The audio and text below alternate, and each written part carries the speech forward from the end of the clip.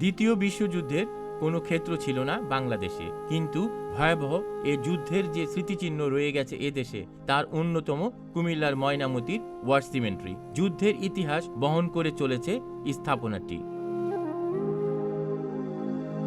যুদ্ধে প্রাণ হারানো অনেক সৈনিককে সমাধিস্থ করা হয় ময়নামতির সিমেন্ট্রিতে, যাদের কারো কারো বয়স 18 বছর বা তার কিছু বেশি। সৈনিকদের নাম, জন্ম ও মৃত্যুর তারিখ লেখা আছে সমাধিফলকে। এর মধ্যে দিয়ে যুদ্ধের নির্মমতা ও মানবিক ত্যাগের মর্মস্পর্শী এক দলিল হয়ে গেছে স্থাপনাটি। 1939 থেকে 1945 সাল পর্যন্ত বিশ্ববাসী দেখেছে ইতিহাসের সবচেয়ে বড় ও ভয়াবহ সংঘাত, দ্বিতীয় বিশ্বযুদ্ধ।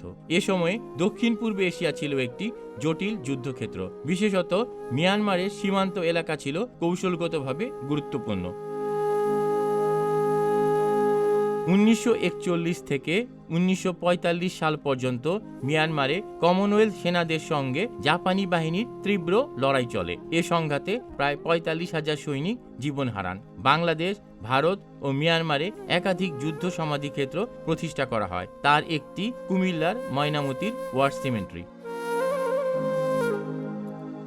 ময়নামতি ক্যান্টনমেন্ট এলাকার পাশেই প্রায় 4 একর এলাকা জুড়ে গড়ে উঠেছে সমাধিক্ষেত্র।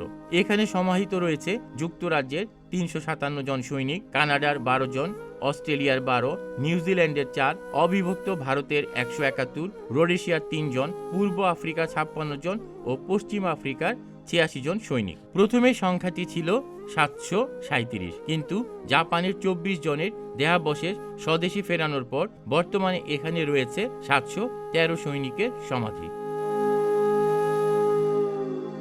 সুসজ্জিত গাছপালার বেষ্টনী, সবুজ ঘাসে মোড়া জমিন ও দৃষ্টিনন্দন সমাধি ফলকে লুকিয়ে আছে প্রায় শতাব্দী পুরনো এক সংঘাতের ইতিহাস। মাসুদ কামাল হিন্দল, প্রতিদিনের বাংলাদেশ।